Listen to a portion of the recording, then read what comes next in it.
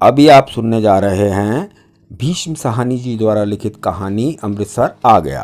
आपसे अनुरोध है कि इस कहानी को आप अपने दोस्तों व परिवार के अन्य सदस्यों के साथ शेयर करें और हमारे चैनल को सब्सक्राइब कर हमारा उत्साह बढ़ाएं। और हाँ, कमेंट बॉक्स में हमारे लिए अपने सुझाव ज़रूर छोड़ें। मेरा नाम मनोज भाटिया है। तो चलिए शुरू करते हैं कहानी अमृतसर आ गया। गाड़ी के डिब्बे में बहुत मुसाफिर नहीं थे। मेरे सामने वाली सीट पर बैठे सरदार जी देर से मुझे लाम के किस्से सुनाते रहे थे। वह लाम के दिनों में बर्मा की लड़ाई में भाग ले चुके थे और बात बात पर खिखी कर हंसते और गोरे फौजियों की खिल्ली उड़ाते रहे थे। डिब्बे में 3 पठान व्यापारी भी थे। उनमें से एक हरे रंग की पोशाक पहने ऊपर वाली बर्थ पर लेटा हुआ था। वह आदमी बड़ा हंसमुख था और बड़ी देर से मेरे साथ वाली सीट पर बैठे एक दुबले से बाबू के साथ उसका मजाक चल रहा था। वह दुबला बाबू पेशावर का रहने वाला जान पड़ता था, क्योंकि किसी किसी वक्त वे आपस में पश्तो में बात करने लगते थे। मेरे सामने दाईं ओर कोने में एक बुढ़िया मुंह सिर ढांपे बैठी थी और देर से माला जप रही थी। यही कुछ लोग रहे होंगे। संभव है 2-1 और मुसाफिर भी रहे हों, पर वह स्पष्टतः मुझे याद नहीं। गाड़ी धीमी रफ्तार से चली जा रही थी और गाड़ी में बैठे मुसाफिर बतिया रहे थे और बाहर गेहूं के खेतों में हल्की हल्की लहरियां उठ रही थी। और मैं मन ही मन बड़ा खुश था, क्योंकि मैं दिल्ली में होने वाले स्वतंत्रता दिवस समारोह देखने जा रहा था। उन दिनों के बारे में सोचता हूँ तो लगता है हम किसी झुटपुटे में जी रहे थे। शायद समय बीत जाने पर अतीत का सारा व्यापार ही झुटपुटे में बीता जान पड़ता है। जो जो भविष्य के पट खुलते जाते हैं, यह झुटपुटा और भी गहराता चला जाता है। उन्हीं दिनों पाकिस्तान के बनाए जाने का ऐलान किया गया था और लोग तरह तरह के अनुमान लगाने लगे थे कि भविष्य में जीवन की रूपरेखा कैसी होगी, पर किसी की भी कल्पना बहुत दूर तक नहीं जा पाती थी। मेरे सामने बैठे सरदार जी बार बार मुझसे पूछ रहे थे कि पाकिस्तान बन जाने पर जिन्ना साहिब बम्बई में ही रहेंगे या पाकिस्तान में जाकर बस जाएंगे। और मेरा हर बार यही जवाब होता, बम्बई क्यों छोड़ेंगे, पाकिस्तान में आते जाते रहेंगे, बम्बई छोड़ने में क्या तुक है। लाहौर और गुरदासपुर के बारे में भी अनुमान लगाए जा रहे थे कि कौन सा शहर किस ओर जाएगा। मिल बैठने के ढंग में, गपशप में, हंसी मजाक में कोई विशेष अंतर नहीं आया था। कुछ लोग अपने घर छोड़कर जा रहे थे, जबकि अन्य लोग उनका मजाक उड़ा रहे थे। कोई नहीं जानता था कि कौन सा कदम ठीक होगा और कौन सा गलत। एक ओर पाकिस्तान बन जाने का जोश था तो दूसरी ओर हिंदुस्तान के आज़ाद हो जाने का जोश। जगह जगह दंगे भी हो रहे थे और यौम आज़ादी की तैयारी भी चल रही थी। इस पृष्ठभूमि में लगता देश आज़ाद हो जाने पर दंगे अपने आप बंद हो जाएंगे, और साथ ही साथ अनिश्चय भी डोल रहा था। और इसी अनिश्चय की स्थिति में किसी वक्त भावी रिश्तों की रूपरेखा झलक दे जाती थी। शायद झेलम का स्टेशन पीछे छूट चुका था जब ऊपर वाली बर्थ पर बैठे पठान ने एक पोटली खोल ली और उसमें से उबला हुआ मांस और नान रोटी के टुकड़े निकाल कर अपने साथियों को देने लगा। फिर वह हंसी मजाक के बीच मेरी बगल में बैठे बाबू की ओर भी नान का टुकड़ा और मांस की रोटी बढ़ाकर खाने का आग्रह करने लगा था। काले बाबू साहेब, ताकत आएगी, आम जैसा हो जाएगा, बीवी भी तेरे साथ खुश रहेगी। काले दाल खोर, तू दाल खाता है इसलिए दुबला है। डिब्बे में लोग हंसने लगे थे। बाबू ने पश्तो में कुछ जवाब दिया और फिर मुस्कुराता हुआ सिर हिलाता रहा। इस पर दूसरे पठान ने हंसकर कहा, ओ जालिम, हमारे हाथ से नहीं लेता है तो अपने हाथ से उठा ले। खुदा कसम, बर का गोश्त है और किसी चीज़ का नहीं। ऊपर बैठा पठान चहक कर बोला, ओ कंजीर की दुम, इधर तुम कौन देखता है। हम तेरी बीवी को नहीं बोलेगा, ओ तू हमारे साथ बोटी तोड़, हम तेरे साथ दाल पिएगा। इस पर कह कहा उठा, पर दुबला पतला बाबू हंसता रहा, सिर हिलाता रहा और कभी कभी 2 शब्द पश्तो में भी कह देता था। वो कितना बुरा लगता है, हम कहता है और तू हमारा मुंह देखता है। सभी पठान मगन थे। यह इसलिए नहीं लेता कि तुमने हाथ नहीं धोए हैं। स्थूल खाए सरदार जी बोले और बोलते बोलते ही खीखी करने लगे। अधलेटी मुद्रा में लेटे सरदार जी की आधी तोंद सीट के नीचे लटक रही थी। तुम अभी सोकर उठे और उठते ही पोटली खोलकर खाने लगे, इसलिए बाबूजी तुम्हारे हाथ से नहीं लेते।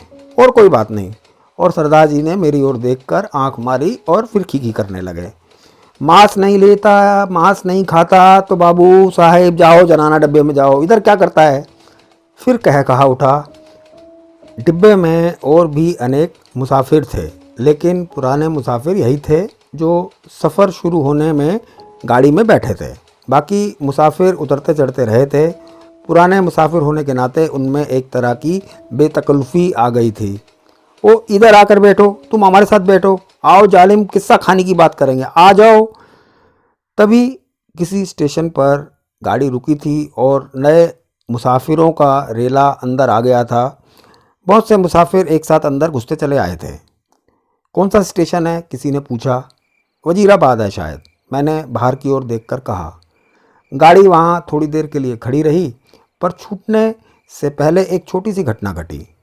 एक आदमी साथ वाले डिब्बे में से पानी लेने उतरा और नल पर जाकर पानी लोटे में भर रहा था। तभी वह भागकर अपने डिब्बे की ओर लौट आया। छलछलाते लोटे में से पानी गिर रहा था, लेकिन जिस ढंग से वह भागा था उसी ने बहुत कुछ बता दिया था।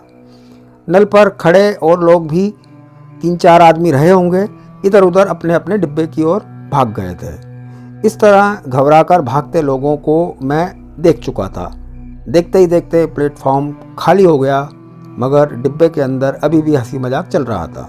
कहीं कोई गड़बड़ है, मेरे पास बैठे दुबले बाबू ने कहा। कहीं कुछ था, लेकिन क्या था कोई भी स्पष्ट नहीं जानता था।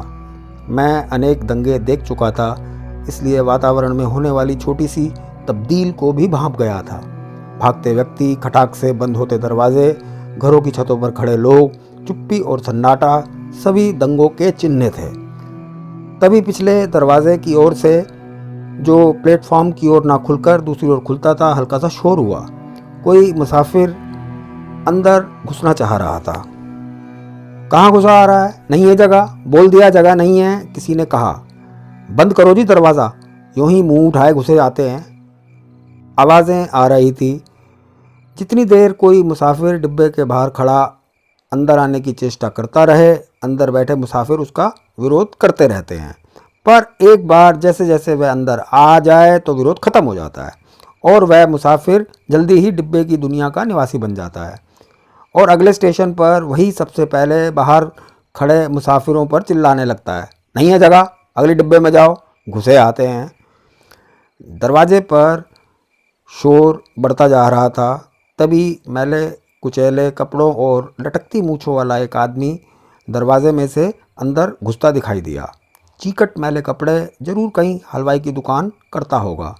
वह लोगों की शिकायतों आवाज़ों की ओर ध्यान दिए बिना दरवाजे की ओर घूमकर बड़ा सा काले रंग का संदूक अंदर की ओर घसीटने लगा। आ जाओ आ जाओ आ जाओ, तुम भी चढ़ाओ, आ जाओ, वह अपने पीछे किसी से कहे जा रहा था। तभी दरवाजे में एक पतली सूखी सी औरत नज़र आई और उसके पीछे 16-17 बरस की सांवली सी एक लड़की अंदर आ गई। लोग अब भी चिल्लाए जा रहे थे। सरदार जी को कूल्हों के बल उठकर बैठना पड़ा। बंद करो जी दरवाज़ा, बिना पूछे चढ़े आते हैं, अपने बाप का घर समझ रखा है, मत घुसने दो जी, क्या करते हो, धकेल दो पीछे। और लोग भी चिल्ला रहे थे। वह आदमी अपना सामान घसीटे जा रहा था और उसकी पत्नी और बेटी संडास के दरवाजे के साथ लगकर खड़े थे। और कोई डब्बा नहीं मिला तुम्हें, औरत जात को भी यहाँ उठा लाया है। वह आदमी पसीने से तर था और हाँफता हुआ सामान अंदर घसीटे जा रहा था। संदूक के बाद रस्सियों से बंधी खाट की पाटियां अंदर खींचने लगा। टिकट है जी मेरे पास, मैं बेटिकट नहीं हूँ। इस पर डिब्बे में बैठे हुए बहुत से लोग चुप हो गए, पर बर्थ पर बैठा पठान उचक कर बोला, निकल जाओ इधर से, देखता नहीं है इधर जगह नहीं है। और पठान ने आओ देखा ना ताओ आगे बढ़कर ऊपर से ही उस मुसाफिर के लात जमा दी। पर लात उस आदमी को लगने की बजाय उसकी पत्नी के कलेजे में लगी और वहीं हाय हाय करती बैठ गई। उस आदमी के पास मुसाफिरों के साथ उलझने के लिए वक्त नहीं था। वह बराबर अपना सामान अंदर घसीटे जा रहा था, पर डिब्बे में मौन छा गया। खाट की पाटियों के बाद बड़ी बड़ी गठरियाँ आईं। इस पर ऊपर बैठे पठान की सहन क्षमता चूक गई। निकलो इसे, कौन कौन है ये, कौन है ये, वह चिल्लाया। इस पर दूसरे पठान ने, जो नीचे की सीट पर बैठा था, उस आदमी का संदूक दरवाजे से नीचे धकेल दिया, जहां लाल वर्दी वाला एक कुली खड़ा सामान अंदर पहुंचा रहा था। उसकी पत्नी के चोट लगने पर कुछ मुसाफिर चुप हो गए थे। केवल कोने में बैठी बुढ़िया करलाए जा रही थी, ए नेक बख्शो बैठने दो, ए नेक बख्तो बैठने दो, आजा बेटी तू मेरे पास आजा, जैसे तैसे सफ़र काट लेंगे, छोड़ो बे जालिमों बैठने दो। अभी आधा सामान ही अंदर आ पाया होगा जब सहसा गाड़ी सरकने लगी। छूट गया, सामान छूट गया, वह आदमी बदहवास सा होकर चिल्लाया। पिताजी सामान छूट गया।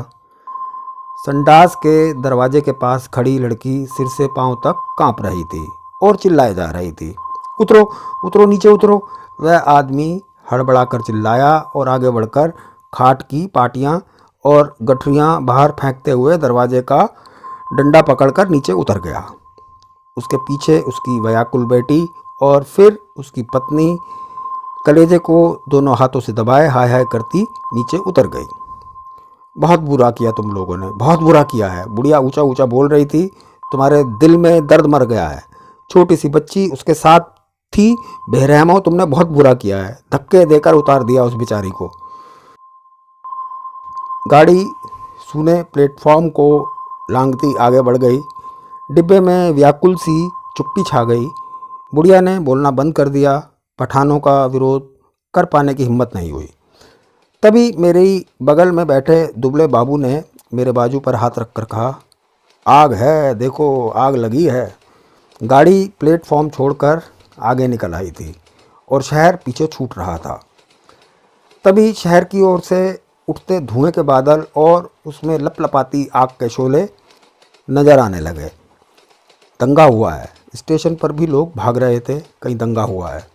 शहर में आग लगी थी, बात डिब्बे भर के मुसाफिरों को पता चल गई थी और वे लपक कर खिड़कियों में से आग का दृश्य देखने लगे। जब गाड़ी शहर छोड़कर आगे बढ़ गई तो डिब्बे में सन्नाटा छा गया। मैंने घूमकर डिब्बे के अंदर देखा। दुबले बाबू का चेहरा पीला पड़ गया और माथे पर पसीने की परत किसी मुर्दे के माथे की तरह चमक रही थी। मुझे लगा जैसे अपनी अपनी जगह बैठे सभी मुसाफिरों ने अपने आसपास बैठे लोगों का जायज़ा ले लिया है। सरदार जी उठकर मेरी सीट पर आ बैठे। नीचे वाली सीट पर बैठा पठान उठा और अपने दो साथी पठानों के साथ ऊपर वाली बर्थ पर चढ़ गया। यही क्रिया शायद रेलगाड़ी के अन्य डिब्बों में भी चल रही थी। डिब्बे में तनाव आ गया। लोगों ने बतियाना बंद कर दिया। तीनों को तीनों पठान ऊपर वाली बर्थ पर एक साथ बैठे चुपचाप नीचे की ओर देखे जा रहे थे। सभी मुसाफिरों की आंखें पहले से ज़्यादा खुली खुली, ज़्यादा शंकित सी लगी। यही स्थिति संभवतः गाड़ी के सभी डिब्बों में व्याप्त हो रही थी। कौन सा स्टेशन था ये? डिब्बे में किसी ने पूछा। वजीराबाद, किसी ने उत्तर दिया। जवाब मिलने पर डिब्बे में एक और प्रतिक्रिया हुई। पठानों के मन का तनाव फौरन ढीला पड़ गया, जबकि हिंदू सिख मुसाफिरों की चुप्पी और ज़्यादा गहरी हो गई। एक पठान ने अपनी वास्केट की जेब से नस्वार की डिबियाँ निकाली और नाक में नस्वार चढ़ाने लगा। अन्य पठान भी अपनी अपनी डिबियाँ निकाल कर नस्वार चढ़ाने लगे। बुढ़िया बराबर माला जपे जा रही थी। किसी किसी वक्त उसके बुदबुदाते होंठ नज़र आते, लगता उनमें से कोई खोखली सी आवाज़ निकल रही है। अगले स्टेशन पर जब गाड़ी रुकी तो वहाँ भी सन्नाटा था। कोई परिंदा तक नहीं फड़क रहा था। हाँ, एक भिश्ती पीठ पर पानी की मशक लादे प्लेटफॉर्म लाद कर आया और मुसाफिरों को पानी पिलाने लगा। लो पियो पानी, पियो पानी। औरतों के डिब्बे में से औरतों और बच्चों के अनेक हाथ बाहर निकल आए थे। बहुत मारकाट हुई है, बहुत लोग मरे हैं। लगता था वह इस मारकाट में अकेला पुण्य कमाने चला आया है। गाड़ी सरकी तो सहसा खिड़कियों के पल्ले चढ़ाए जाने लगे। दूर दूर तक पहियों की गड़गड़ाहट के साथ खिड़कियों के पल्ले चढ़ाने की आवाज़ें आने लगी। किसी अज्ञात आशंकावश दुबला बाबू मेरे पास वाली सीट पर से उठा और दो सीटों के बीच फर्श पर लेट गया। उसका चेहरा अभी भी मुर्दे जैसा पीला हो रहा था। इस पर बर्थ पर बैठा पठान उसकी ठिठोली करने लगा। तुम मर्द है कि औरत है? सीट पर से उठकर नीचे लेटता है। तुम मर्द के नाम को बदनाम करता है। वह बोल रहा था और बार बार हंसे जा रहा था। फिर वह उससे पश्तो में कुछ कहने लगा। बाबू चुप बना लेटा रहा। अन्य सभी मुसाफिर चुप थे। डिब्बे का वातावरण बोझिल बना हुआ था। ऐसे आदमी को हम डिब्बे में नहीं बैठने देगा। ओ बाबू, अगले स्टेशन पर उतर जाओ और जाना डिब्बे में बैठो, यहाँ नहीं बैठने देगा हम तुमको। मगर बाबू की हाजिर जवाबी अपने कंठ में सूख चली थी। हकलाकर चुप हो गया, पर थोड़ी देर बाद वह अपने आप उठकर सीट पर आ बैठा और देर तक अपने कपड़ों की धूल झाड़ता रहा।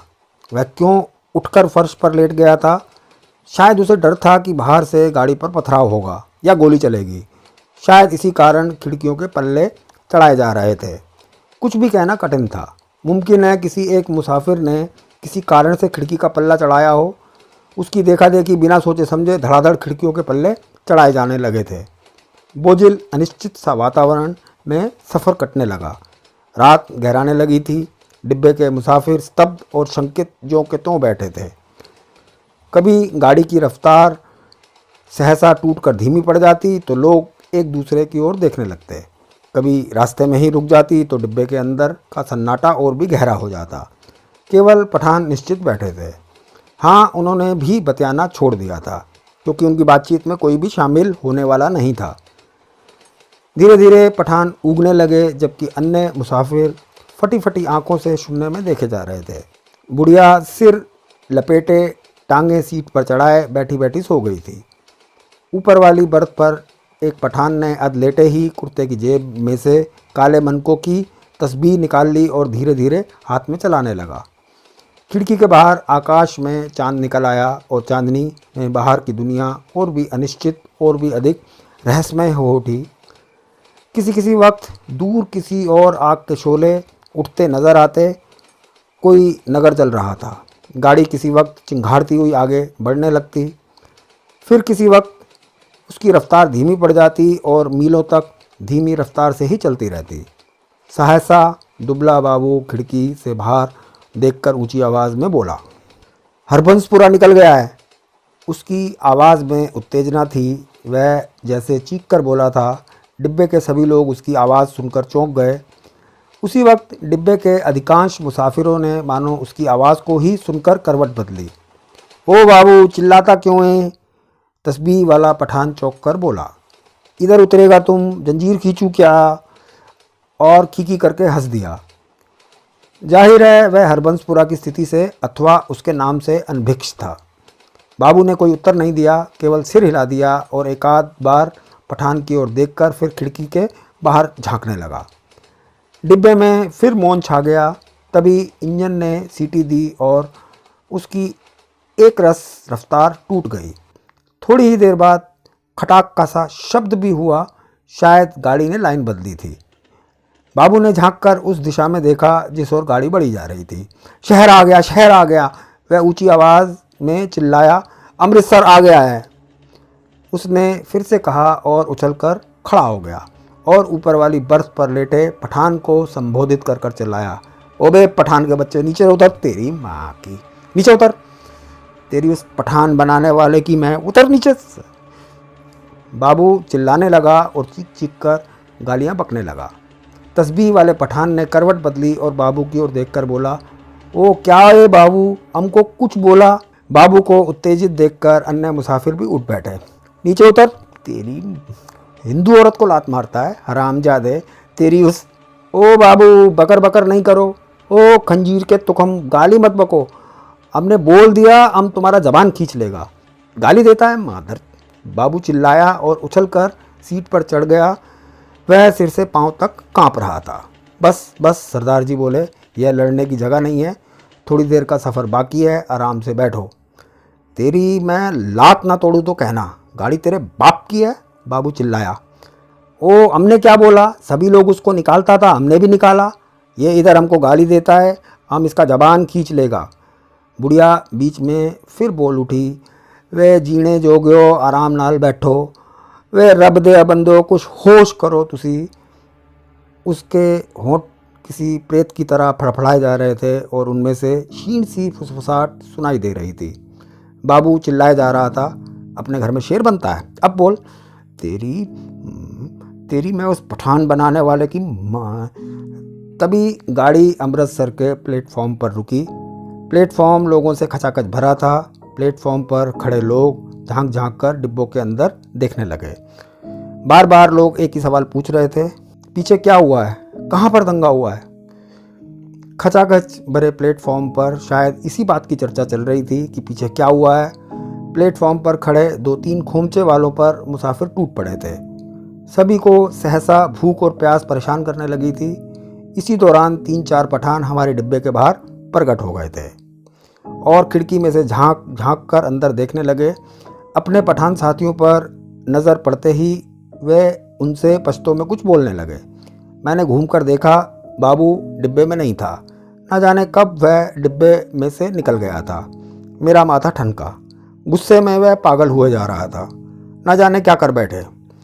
पर इसी बीच डिब्बे के तीनों पठान अपनी अपनी गठरी उठाकर बाहर निकल गए और अपने पठान साथियों के साथ गाड़ी के अगले डिब्बे की ओर बढ़ गए। जो विभाजन पहले प्रत्येक डिब्बे के भीतर होता रहा था, अब सारी गाड़ी के स्तर पर होने लगा था। खोमचे वालों के इर्द गिर्द भीड़ छटने लगी। लोग अपने अपने डिब्बों में लौटने लगे।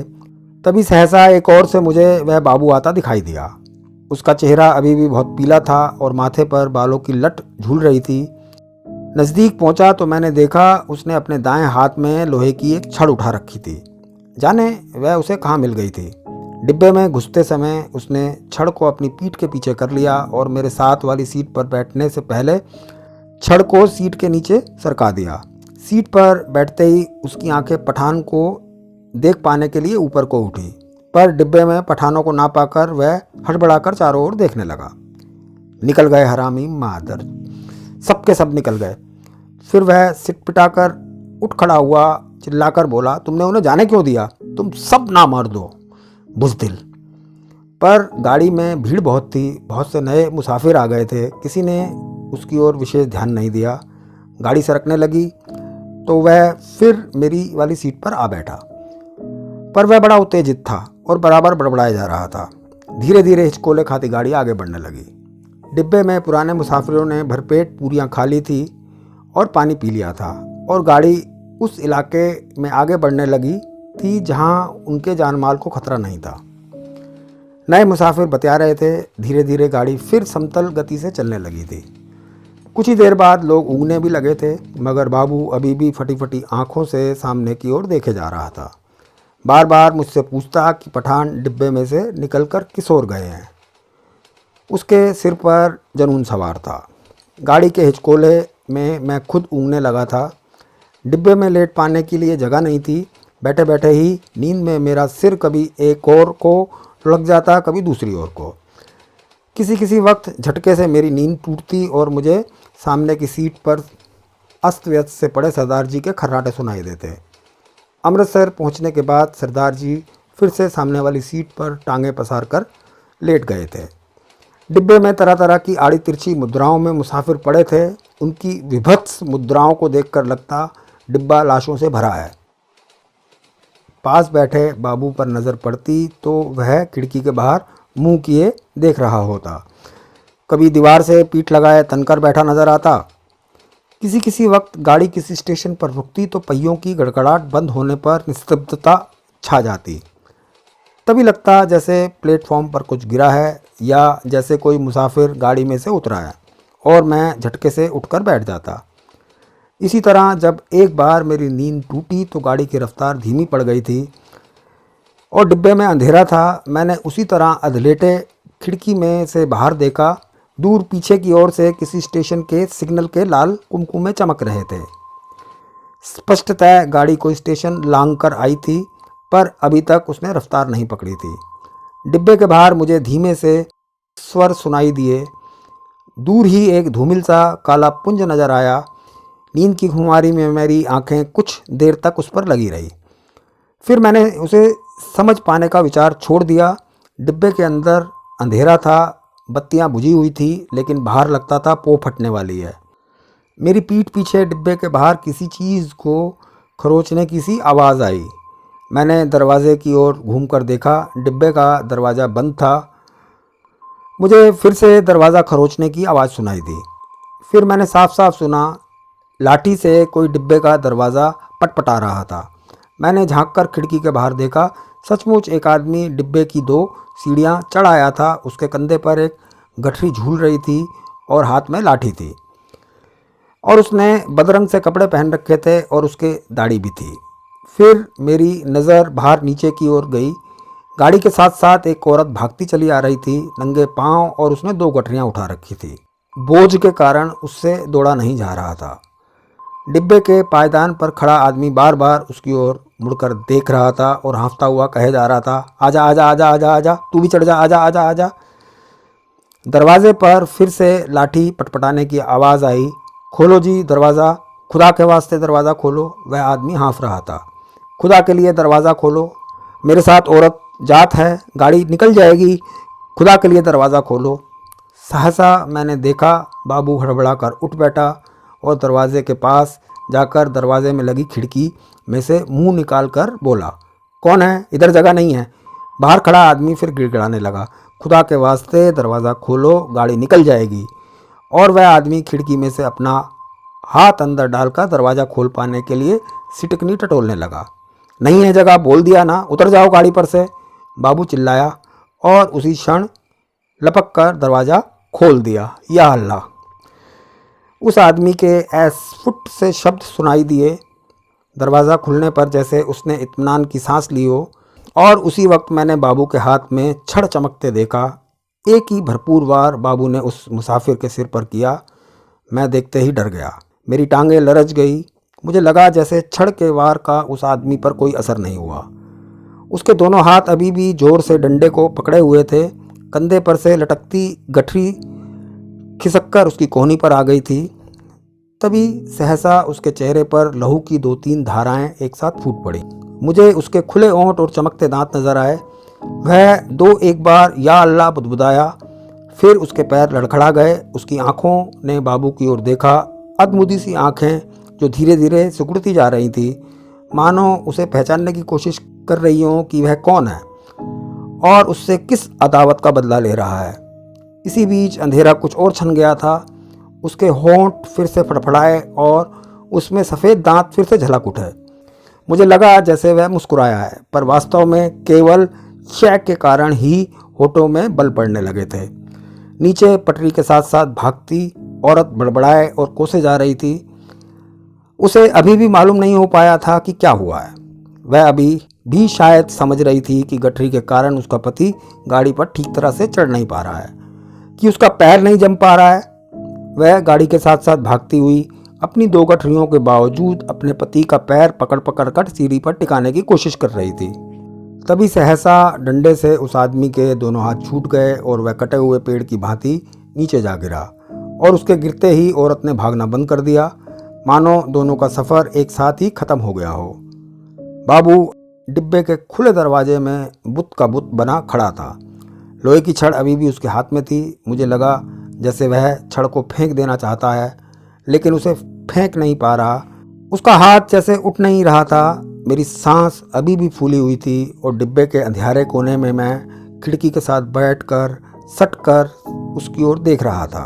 फिर बाबू खड़े खड़े हिला। किसी अज्ञात प्रेरणावश वह एक कदम आगे बढ़ाया और दरवाजे में से बाहर पीछे की ओर देखने लगा।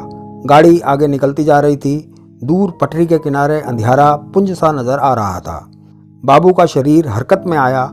एक झटके में उसने छड़ को डिब्बे के बाहर फेंक दिया, फिर घूमकर डिब्बे के अंदर दाएं बाएं देखने लगा। सभी मुसाफिर सोए पड़े थे। मेरी ओर उसकी नज़र नहीं उठी।